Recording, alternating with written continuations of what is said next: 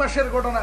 637 সালে হযরত খানসা রাদিয়াল্লাহু তাআলা আনহা 4 জন যুবক নিয়ে, যেই সময় আমি আর এই যে আমার যে এই সময় আমরা যারা আমাদের সন্তানদের ভবিষ্যৎ নিয়ে চিন্তা করছি, যেই সময় আমরা সন্তানদের উন্নতির জন্য আমরা যেই সময় তাকাসুরুন ফিল আমওয়ালি ওয়াল আওলাদের দিকে ধাবিত হচ্ছি, এই সময় হযরত খানসা রাদিয়াল্লাহু তাআলা আনহা কাদেসিয়ার যুদ্ধে 4 জন সন্তান নিয়ে তিনি যুদ্ধের ময়দানে উপনীত হলেন।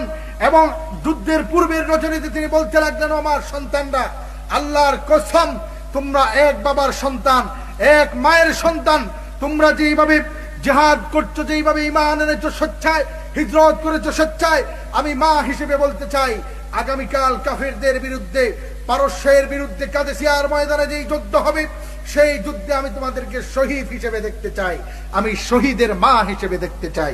সুবহানাল্লাহ। আমার হাজরিন, দেখেন এই বয়সটা আপনি আপনার সন্তানের জন্য আপনার অর্থবিত্তের পিছনে আপনি মশগুল হয়ে যাচ্ছেন। আলহাকুমুত তাকাসুর, আপনি সম্পদের জন্য এমন ভাবে হচ্ছেন যে সম্পদ ছাড়া আপনার কিছু হবে না। হাত্তা যুরতুমুল মাকাবির, যত সময় পর্যন্ত আপনি কবর পর্যন্ত পৌঁছাচ্ছেন না। এই অবস্থায় অথচ খানসা রাদিয়াল্লাহু তাআলা আনহা 4 জন সিংহ শাবক সন্তান নিয়ে যুদ্ধের ময়দানে, খানসা রাদিয়াল্লাহু তাআলা আনহার সন্তান 4 জন শহীদ হয়ে গেলেন। এই সময় আল্লাহর শুকরিয়া